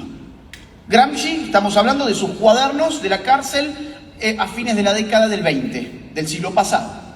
¿Sí? Nosotros estamos hablando hoy acá, esto en el año 2022. Pero no importa, es decir, llegamos, empezamos. ¿Qué es la izquierda? ¿Qué es la derecha? Término dificilísimo en la filosofía política. Dificilísimo. Yo creo que la mejor forma para entender esto, y es la propuesta del libro, es la siguiente. Derecha e izquierda equivalen a conflicto social y armonía social. La izquierda es una máquina de agudizar conflictos sociales que dependen de una noción muy curiosa que tienen las izquierdas, y es que toda desigualdad engendra una jerarquía y toda jerarquía engendra opresión. Y la derecha, ¿qué dice? No, oiga, a ver, primero que nada, no toda desigualdad engendra una jerarquía, y en segundo lugar, no toda jerarquía es una opresión. La jerarquía puede estar al servicio orgánicamente de esa misma relación social. Ejemplo, un padre y su hijo. ¿Hay poder ahí? Sí, claro. ¿Hay desigualdad? Sí, claro. Uno tiene poder, el otro no, hasta tal punto que cuando el niño supera la mayoría de edad decimos se emancipó. ¿Cómo leería esa desigualdad un izquierdista? Diría, bueno, ves, como hay desigualdad, hay jerarquía, y como hay jerarquía, el padre es el opresor y el hijo es el oprimido. ¿Y qué diría la derecha? Hay una jerarquía, pero esa jerarquía es valiosa. Porque es funcional. Porque está puesta al servicio del propio niño que necesita de esa autoridad en ese momento específico de su vida. Y lo mismo podemos decir del capitalista, que Javier Milei lo dijo recién, con su empleado. ¿Hay una jerarquía? Bueno, claro que sí. ¿Hay desigualdad? Claro que sí. La desigualdad es inevitable. No hay sociedad igualitaria, ni siquiera las comunistas. Es imposible. Imagínense ustedes que, a ver, no vamos a la sociedad. Acá somos más de 1000 personas. Imagínense que yo digo, voy a ser la autoridad de este lugar, la autoridad política, voy a expropiar a cada uno de ustedes, yo voy a quedar con todo ese ingreso, pero efectivamente lo voy a repartir igualitariamente. Y realmente nos voy a igualar a todos nosotros. Voy a ser además un comunista bueno. Es decir, voy a hacer bien mi trabajo, no me voy a quedar yo con nada. Lo voy a simplemente ejecutar. Y cada uno de ustedes va a salir hoy con el mismo dinero que el que tienen al lado, en el bolsillo. Basta 5 minutos para que esa relación igualitaria se desplome. Se desploma. ¿Por qué? Bueno, porque capaz alguno de ustedes fue y lo invirtió, otro compró bitcoins, otro se jugó todo al negro en la ruleta, otro pagó sus cuentas, otro salió a cenar con la familia. O sea, las decisiones libres generan desigualdad. Y no toda desigualdad genera una jerarquía. Y aun cuando la genera, no toda jerarquía significa opresión. Pero la izquierda dice, aquí hay una desigualdad, yo puedo suponer ya una jerarquía y esa jerarquía puedo meter la cizaña. Hombres y mujeres somos desiguales, meto mi cizaña. Homosexuales y heterosexuales, meto mi cizaña. Indígenas contra el hombre blanco europeo colonizador, meto mi cizaña. Constantemente, ahora hasta con gordos y flacos. La gordofobia, empiezan a hablar de eso. Es una locura. Y acá en Argentina están queriendo meter ahora el asunto racial. Cuidado con lo que se viene, están empujando para poder sacar réditos ideológicos de eso también. Entonces, ¿cuál es la diferencia entre la izquierda y la derecha? Pues que la derecha, en sus distintas vertientes, apuesta por armonizar la sociedad, y las izquierdas por conflictuar, porque no soportan el hecho de que seamos desiguales. Entonces, la izquierda entendió, vamos una más, entendió muy bien la batalla cultural desde hace mucho tiempo. Antonio Gramsci ya fue mencionado, el tipo desde la cárcel dijo, acá hay que cambiar la estrategia. Empecemos a ver qué pasa dentro de la iglesia, qué pasa dentro de las universidades, los medios de comunicación, la familia, etc. Herbert Marcuse, de la Escuela de Frankfurt, padre de la contracultura de los años 60, padre del Mayo francés del 68, agarró Marx, agarró Freud y dijo, quizás que por el punto sexual podemos redefinir lo que tiene que hacer la izquierda. Eros y civilización fue su obra de ese momento. Y digo, fue el padre intelectual de la primera rebelión cultural de la historia moderna. Michel Foucault, hijo del Mayo francés, sobre todo en su etapa genealógica, el tipo va a elaborar una microfísica del poder. Y va a decir, oiga, no, el poder no está allá en el Estado, no es la gran industria, el poder está en la relación social individual, particular, allí abajo, vos con tu papá, sí, vos con tu papá tenés una relación de poder, vos acá con tu médico tenés una relación de poder, el cura con el laico tiene una relación de poder, y empezó a ver en toda relación social poder. Porque toda relación social implicaba una desigualdad y había allí una opresión. Hoy Foucault es el ídolo de la progresía contemporánea. ¿Y qué hizo? Conflictuó culturalmente ciertas relaciones sociales. Entonces ellos lo saben desde hace tiempo, tanto que las fotos están en blanco y negro. Vamos a la próxima. Y las derechas, yo creo que han sufrido dos patologías políticas. En el caso de la derecha liberal, en general, se ha caído en, vamos a la próxima, lo que se llama economicismo, que Javier ya lo mencionó, y es confundir el campo de la política vis a vis con el campo de la cultura, perdón, de la economía. Y es pensar, mientras la economía marche bien, es evidente que el capitalismo funciona, que es bueno y que hay que apoyar un gobierno, digamos, de centro-derecha. Bueno, eso no fue así, eso no ocurrió. No ocurrió, se conflictuó el sistema por otro lado, por la cultura. Y además, vamos a la próxima, más típico de los sectores conservadores fue el religiosismo, que confundieron batalla cultural y política con religión. Y entonces se conflictuaron cuando tenían que marchar los católicos con los evangélicos. Pero entonces, digamos, la batalla cultural no es una gran misa, es un acto político la batalla cultural. Y la política no es el arte de unir a los idénticos, sino los similares. No importa a qué iglesia vayas, importa que estás tirando para el mismo lado. No importa si lo haces por este Dios o por aquel Dios. No, pero a mí sí me importa. Bueno, entonces no estás dando batalla cultural, estás dando una cruzada religiosa. Y eso detuvo en las derechas la batalla cultural. Vamos a la próxima, por favor. Voy a hablar un poquito del escenario actual y vamos a cerrar con esto. Próxima. Miren, el escenario actual es espantoso, ¿sí? Tenemos a un nivel macro lo que hemos llamado globalismo, y hay que entender qué es el globalismo. El globalismo es la nota distintiva de un nuevo orden mundial que se está gestando en este momento y que no tiene al Estado-Nación como autoridad absoluta. El Estado-Nación, el Leviatán, ahora está empezando a responder a un gran Leviatán o a un Leviatán global que empieza a imprimir políticas públicas que terminan siendo virtualmente obligatorias para todos los Estados-Nación. Ejemplo, la pandemia, prácticamente todos los Estados-Nación tuvieron su Ministerio de Salud que no sirvió para nada. A ver, ¿cuál fue el Ministerio de Salud global? La OMS. Un día te decían, mascarilla sí, mascarilla no. Se contagia por el aire, no se contagia por el aire. Las cuarentenas son fabulosas, las cuarentenas no sirven para nada. Se contagia de animales a personas, no se contagia de animales a personas. Y todos los países siguen una política global, ¿sí? Hay una transferencia sistemática en los últimos años del poder del Estado-Nación, o sea, su soberanía, el concepto de soberanía, a estructuras internacionales. Y el gran problema con esas estructuras internacionales es que ¿cómo las controlás?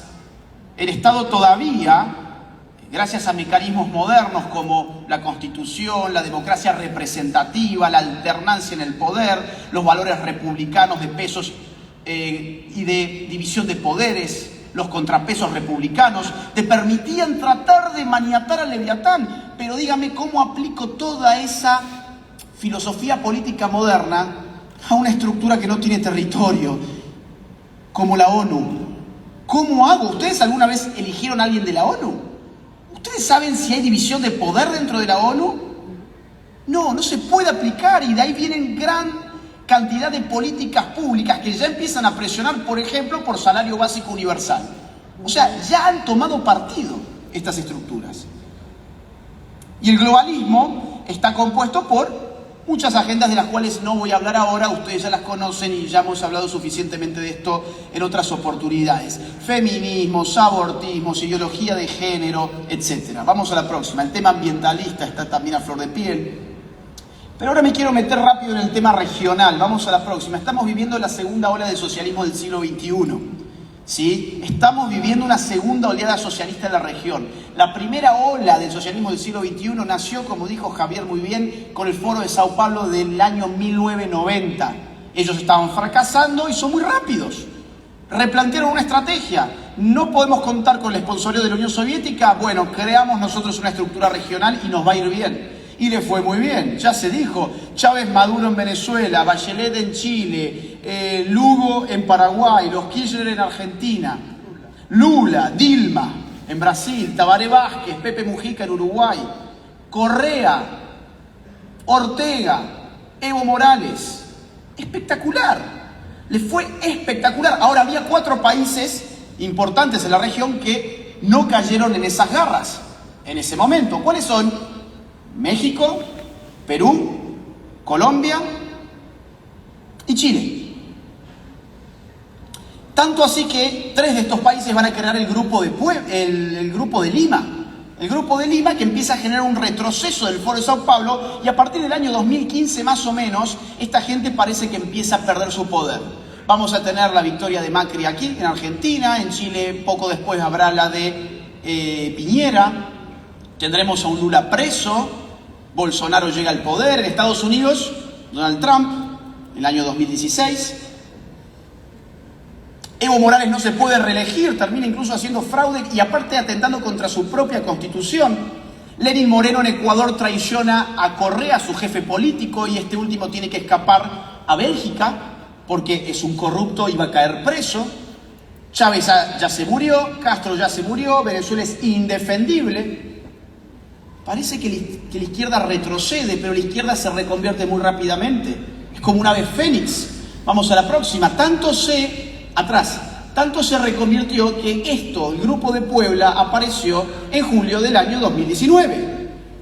¿En dónde? En México. ¿Por qué en México? Porque ahí apareció la esperanza, que fue la victoria de López Obrador en el año 2018. Y dijeron, acá hay otra esperanza, que es un monigote llamado Alberto Fernández. que es un tipo que va a encabezar a la izquierda regional porque ya sabemos que gana la elección. Ya pasaron las PASO, ya sabemos que Macri no tiene oportunidad, este va a ser nuestro Alfil. Y lo ponen como presidente del grupo y empiezan a rearmar esa izquierda con una nueva cara, el Grupo de Puebla.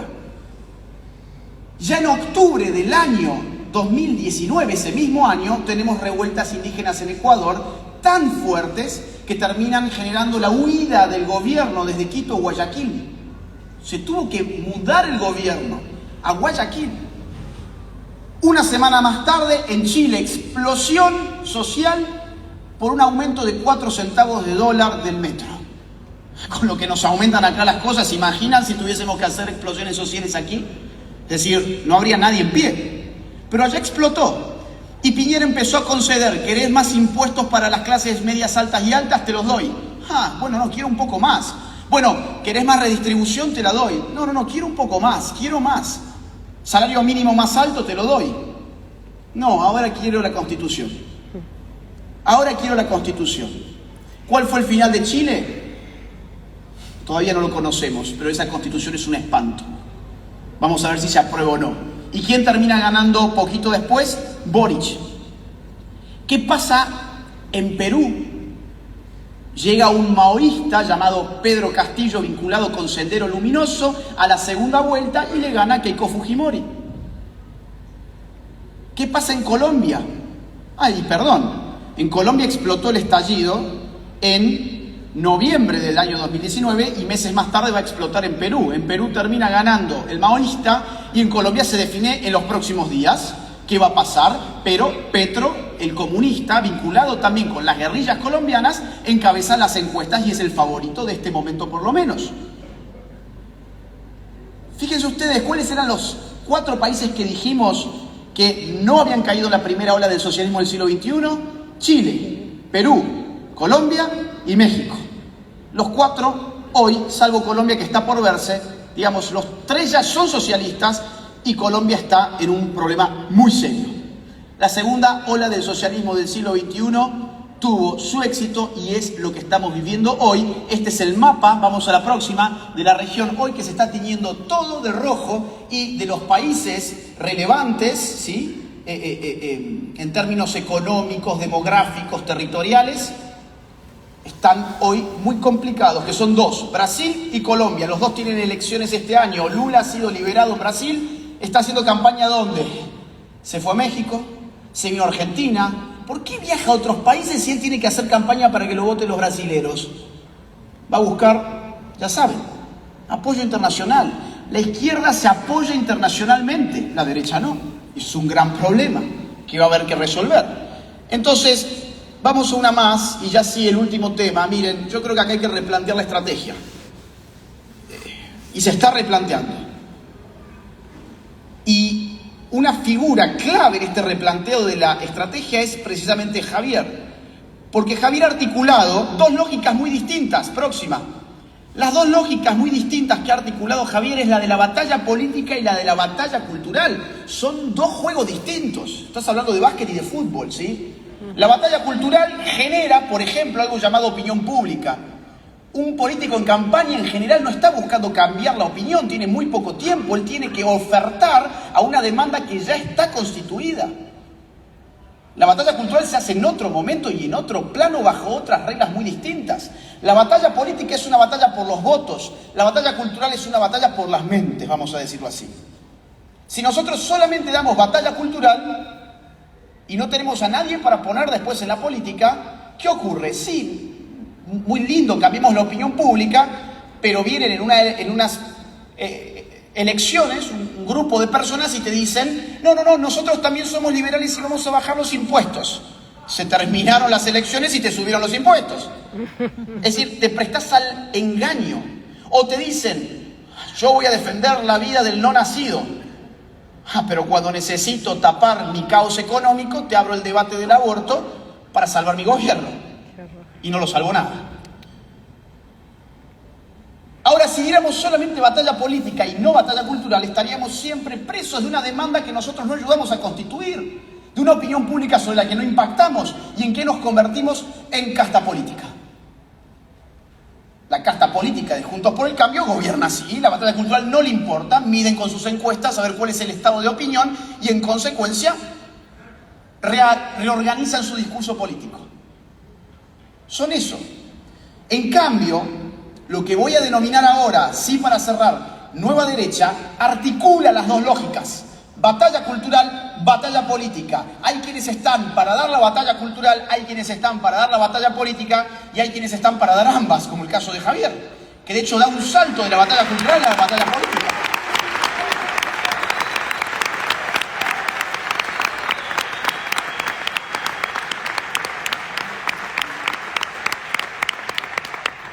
Esta es la última filmina y vamos a cerrar, ¿sí? Espero no haber abusado del tiempo de ustedes. Atrás. Nueva derecha. Hay mucha gente que me dice, ¿pero por qué la palabra derecha? Y mi pregunta es, ¿por qué no? Exacto. Es decir, ¿por qué los izquierdistas pueden ir con la frente en alto diciendo yo soy de izquierdas y la derecha está todo el tiempo buscando excusas? Ay, no, es que el mundo es muy complejo para explicarlo en términos de dos categorías. Precisamente porque el mundo es muy complejo, necesitamos simplificarlo en dos categorías que son de uso frecuente y amplio en la sociedad para comprender al menos aproximadamente la oferta de ideologías políticas. Es decir, salimos de acá y no todo el mundo ha estudiado historia de las ideas políticas como para salir a decirle yo soy paleolibertario y él es ANCAP y él es paleoconservador y él es randiano y a él le gusta la escuela austríaca. No. El hombre común necesita categorías simplificadoras y eso la izquierda lo entiende muy bien, por eso se siente cómoda. Vos vas a preguntarle a un socialdemócrata, ¿sos de izquierda? Sí, claro. A un marxista, ¿sos de izquierda? Sí. A un postmarxista, ¿sos de izquierda? Sí. A un anarquista socialista, ¿sos de izquierda? Sí. Hasta los del PRO dicen que son de izquierdas. Es decir, y lo son. Bueno, son cazadores de votos. Vamos a ver, ¿y por qué nosotros estamos tan acomplejados? Si hay algo que hace bien la izquierda es apropiarse de ciertas palabras y resignificarlas. ¿Han visto? Las consignas feministas son un buen ejemplo. Somos las brujas que no pudieron quemar. Claro, bruja es una palabra que en principio sería peyorativa, pero la resignifico. Somos putas y podemos ser peores y cosas así. Bueno, sí. La resignifico. La palabra queer fue totalmente resignificada al punto que ahora tenemos los estudios queer y las facultades queer, etcétera, etcétera. Y era un insulto en inglés. ¿Y por qué nosotros nos acomplejamos tanto con una palabra tan linda además como derecha? ¿Por qué nos acomplejamos de esa manera? Porque aparte tiene un efecto político, no solamente cognitivo, que es de simplificar la complejidad de la realidad, de las ideas políticas. El otro efecto que tiene la palabra es que es capaz de acercarnos.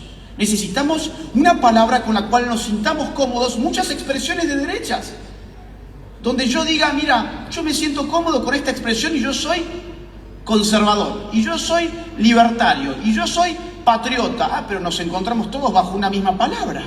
Eso hace la izquierda, se encuentra toda, y miren que está mucho más fragmentada si vamos con la lupa que nosotros, pero no son tontos. Les gusta la palabra izquierda, la utilizan y nosotros negamos la nuestra. Resignifiquémosla. Una forma de hacerlo, creo yo, y lo que propone el libro es llamarla nueva derecha. Ahora, yo no soy el creador, yo no vengo a crear una nueva derecha. La nueva derecha ya está en curso. La nueva derecha, ejemplos, ahora sí vamos a la última filmina, a mi juicio es esta. Es decir... ¡Vamos!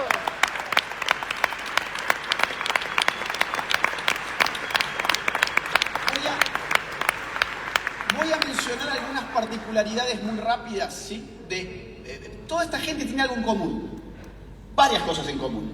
Primero que nada, a ver, por si no los conocen, Abascal, de Vox, Bolsonaro, de Brasil, Trump en los Estados Unidos, el señor que está acá sentado, José Antonio Kast, en Chile, y podríamos haber agregado quizás a Rafael López Aliaga en Perú. Claro, son distintos tipos de derechas, pero cuando uno pone la lupa y se fija quiénes están acá adentro, te empezás a encontrar libertarios, no progresistas, conservadores, no inmovilistas, y patriotas no estatistas. En distintas proporciones, yo no voy a decir que es una mezcla perfecta, pero cuando uno hace la lupa encuentra, primero que nada, una articulación entre esos sectores. Y cuidado, una articulación no es lo mismo que una alianza. La alianza la definía muy bien Lenin. Golpear juntos, marchar separados. No somos lo mismo, no nos mezclamos. Ahora tenemos un enemigo común, le pegamos, pero al día siguiente yo ya no estoy con vos. Eso es demasiado pasajero. La articulación es otra figura. En la articulación nos confundimos, nos enriquecemos.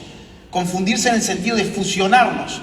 Nos entendemos, valoramos lo que la otra posición tiene para dar. ¿Cómo articulamos estas posiciones tan distintas? Reconociendo lo que tiene de fortaleza cada posición. ¿Cuál es la fortaleza del libertario? Su antiestatismo. Esto es como un equipo de fútbol. Yo quiero mi delantero. Bueno, yo quiero mi libertario en la nueva derecha que sea quien le ponga un límite muy claro al Estado. Quiero ese tipo en mi equipo. ¿Cuál es su máxima virtud? La economía. Pero además que concibe la libertad amenazada históricamente por el Estado. Entonces me va a controlar al Leviatán, lo va a reducir. Quiero ese tipo. El conservador, ¿cuál es su virtud? Pues que entiende mejor que nadie que las cosas valiosas en la vida tardan mucho tiempo en hacerse y muy poco tiempo en destruirse. Cosas valiosas, las cosas valiosas de verdad, necesitan de tiempo, necesitan de generaciones que se vayan enseñando mutuamente. La civilización depende de esa antorcha que se va pasando de una mano en otra, pero se puede destruir en un segundo. Y el conservador es el primero que te dice, ups, mira, esto del feminismo no me gusta nada, acá hay un problema. Y quizás las otras posiciones dicen, ay no, pero estás exagerando, ¿no? Y después terminamos dándonos cuenta que, por ejemplo, hoy el conservador le podría decir al libertario, fíjate cómo terminó en estatismo el feminismo.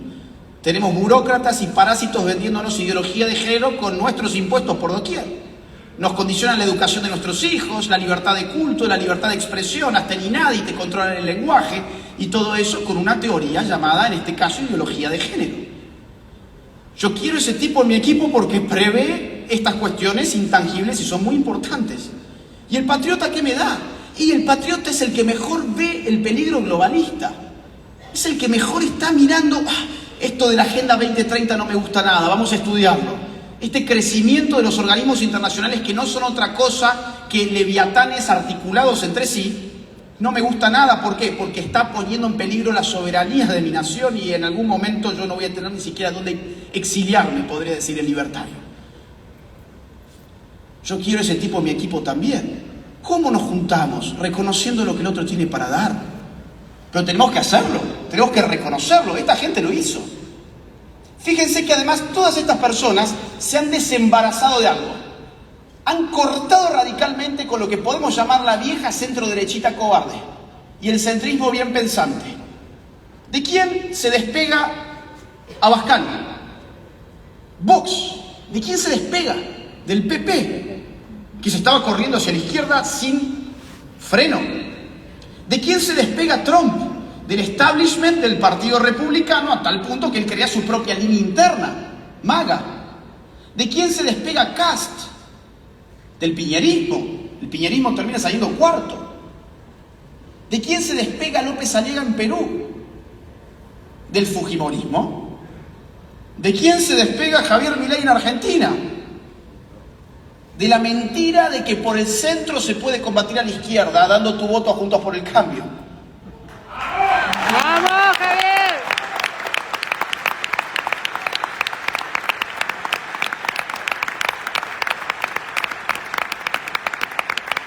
Entonces, estas nuevas derechas son nuevas porque ameritan no solamente un asco acumulado por las izquierdas, sino también por el centro y por el centro-derechismo políticamente correcto, progresista y globalista. Y eso es lo que han hecho todos estos sujetos que ustedes ven en la pantalla. Entonces, se puede, claro, todos han tenido mucho éxito. Tercera fuerza en España, Abascal. Bolsonaro, presidente del Brasil. Trump, contra todos los pronósticos ganó en el 2015 su interna y en el 2016 a Hillary Clinton. Después se lo comió una pandemia, pero todavía es una figura política que está en carrera para algunos años más adelante. Javier, es decir, Javier en un año crea un partido político, se convierte en la tercera fuerza en la capital federal, tracciona votos para meter gente en el Congreso y ahora poco después se convierte en la figura más popular para la presidencia de la nación, según las encuestas. Bravo, Javi.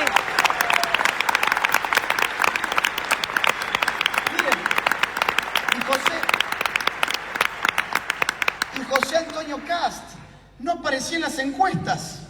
Y en un contexto tan difícil como el de la nueva Constitución chilena, el tipo gana la primera vuelta. Es decir, la gente está pidiendo esto. Hay un espacio político real, de demanda real, para que la derecha, cuando tenga de verdad huevos, aparezca. Y cuando aparece, le va bien. Entonces, ahí hay que apostar.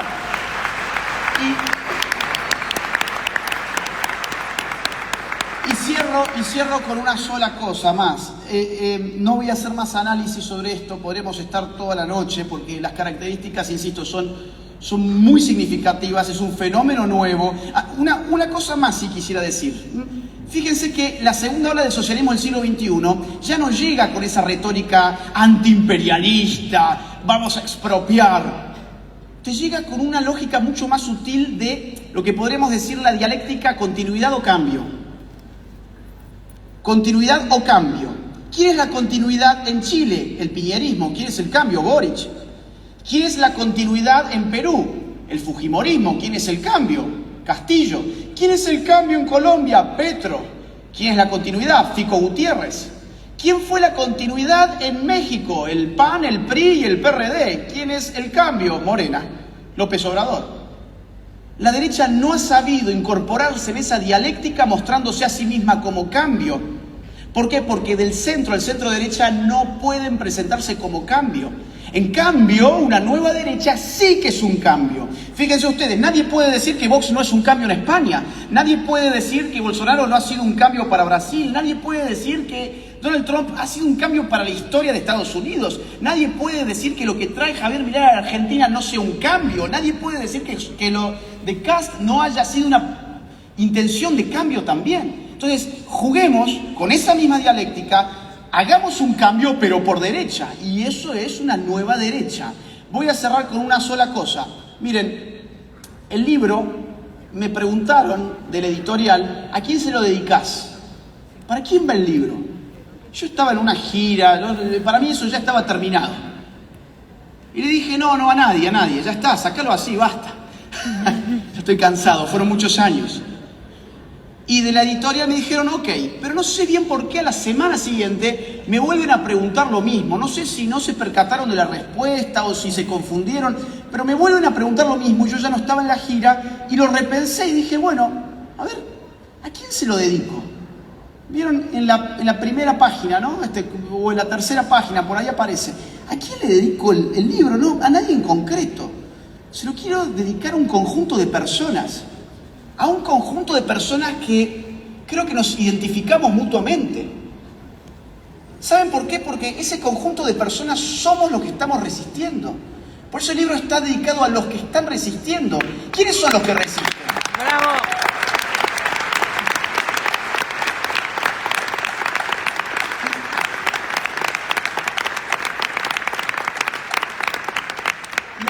A la gente le encantó. Para mí, bueno, era como una formalidad, es decir, pero a la gente le encantó eso. ¿Y saben por qué? Porque estamos hartos. Y no sabemos en resistencia. ¿Quiénes son los que resisten? Resisten las personas que quieren cuidar su ingreso y su propiedad y que sin embargo están siendo aniquilados por el Estado, aplastados por un Estado cada vez más interventor. Resisten los padres de familia que quieren educar a sus hijos en sus valores, en sus normas, y que tienen un Estado que se quiere meter con el niño incluso sexualmente.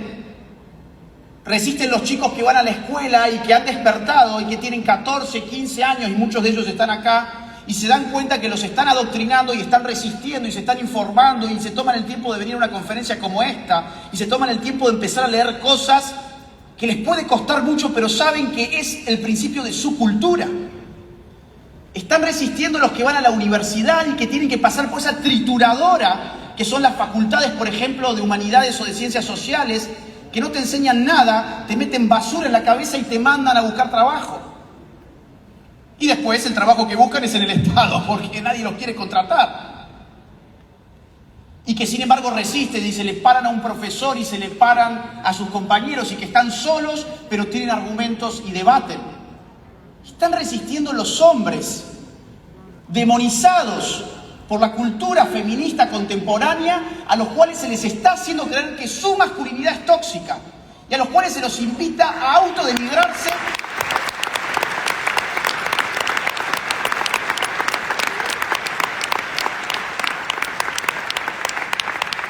Se los invita a autodenigrarse en cursos para idiotas antipatriarcales que se flagelan entre ellos a ver si ven una teta. ¡Qué horror!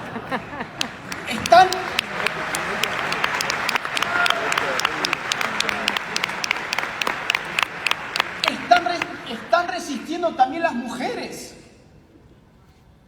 que se dan cuenta que el feminismo era un colectivismo y se dan cuenta que esas mismas que te decían que te tenías que empoderar, si ya no repetís lo que ellas dicen, sos menos mujer que ellas.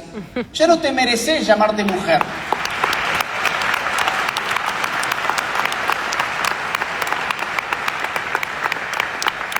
Están resistiendo los heterosexuales, pero también están resistiendo muchos homosexuales que dicen, oiga, ¿desde cuándo mi motivo de orgullo tiene que ser algo que usted me dice? Que mi orgullo se reduce a lo que yo hago en mi cama. No se meta en lo que yo hago en mi cama. No politice mis relaciones ni mi orientación sexual. Hay homosexuales de derechas que resisten las presiones del lobby LGBT. Hay incluso transexuales de derechas que han sido engañados y se saben hoy engañados porque les dijeron que el sexo se cambiaba como el color de la camisa y resulta que eso no era cierto, pero dejaba plata y creaba un ministerio de género. Están resistiendo los creyentes, a los quienes se los pisotea como a nadie, se les pisotea su fe, se les pisotea sus instituciones, se los ridiculiza a diario, se atenta contra su objeción de conciencia y contra su libertad de culto. Están en otros países resistiendo los blancos, a los que la Coca-Cola les dice que tienen que dejar de ser tan blancos, pero también los negros, a quienes Joe Biden les dice que son menos negros si no votan por él. Estamos resistiendo, toda esa gente es la que está resistiendo. Está resistiendo esa juventud que se da cuenta que no hay nada de rebelde en repetir lo que te dice Naciones Unidas, todos los partidos desde la izquierda hasta la centro derecha, lo que te dice CNN, lo que te dicen las fundaciones de Soros, Rockefeller, etc. Lo que te dice Hollywood, lo que te dice Netflix. No hay nada de rebelde en eso. ¿Te pensabas que estabas haciendo la revolución? No, sos una pobre pieza de un sistema que está armado para usarte como títere. Y vos que te diste cuenta también estás resistiendo. Para todos esos está dedicado el libro. Y yo quiero cerrar, ahora sí, ya me callo la boca, con un mensaje final. A los jóvenes, sobre todo porque esto está lleno de jóvenes. Chicos, sean mejores que nuestros adversarios. Ser mejor no solamente en tengo mejores intenciones, tengo mejores valores. No, soy mejor porque estoy mejor formado. Porque sé lo que pienso, conozco mis ideas, las aplico y gano en los contextos donde tengo que debatir. Sean mejores que sus adversarios. Entrénense para la batalla cultural, porque va a ser muy larga y muy dura. No tiene límite de tiempo. Sean los mejores, pero ser los mejores no es estar... me voy a formar con un videíto de TikTok. Me voy a formar con un tuit de 140 caracteres. Ni siquiera con un video de YouTube. Comprométanse con una formación seria. Comprométanse con la cultura. Háganlo por amor propio, como dijo Nicolás, en primer lugar, y después por amor a una causa. Fórmense, lean. ¿Saben cuál es la diferencia entre una persona formada y otra que no está formada? La lectura. Lean, sean personas formadas, porque una nueva derecha necesita mentes claras, formadas, que salgan a dar la batalla cultural. Y para los padres, eduquen a sus hijos, pero para educar a sus hijos, ustedes primero tienen que estar educados, porque no pueden dar aquello de lo que carecen. No puedo educar a un hijo si yo primero no tengo, por ejemplo, educación política. ¿De qué política le voy a enseñar a mi hijo si yo no tengo educación política? ¿De qué historia le voy a explicar a mi hijo si yo no sé qué es lo que pasó en la historia? Ay, no, es que no tengo tiempo. El día dura 24 horas. Trabajan una jornada, 8 horas. Duermen, voy a ser muy bueno, 8 horas. Les quedan 8 horas más. No, bueno, pero me tengo que bañar, me tengo que ir al baño, tengo que llevar a los chicos al colegio, yo tengo que ir al colegio. Ajá, ¿y qué más? Tengo que comer, ok, ¿y qué más? Bueno, tengo que ver Netflix y si el capítulo está bueno me veo 3 más. Y tengo que ver TikTok y tengo que estar haciendo así durante horas, tirado en mi cama en las redes sociales. Utilizamos 3 horas 43 minutos en promedio las redes sociales en América Latina. Y me dicen que no tienen tiempo. Organicen su día, fórmense. Necesitamos soldados de batalla cultural formados. Y hoy es muy fácil acceder a los libros. Hoy es muy simple. Esa es la invitación. Vamos a dar esta batalla cultural y vamos a salvar no solo a Argentina, sino al continente. Gracias. ¡Bravo! ¡Bravo!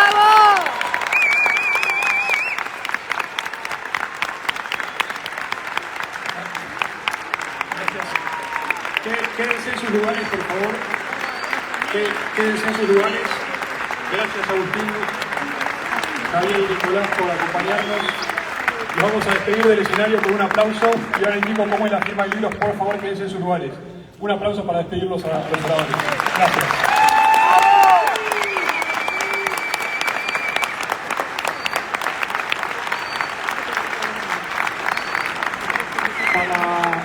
Para la firma de libros, por favor, quédense en sus lugares. Todos aquellos que no tienen libros.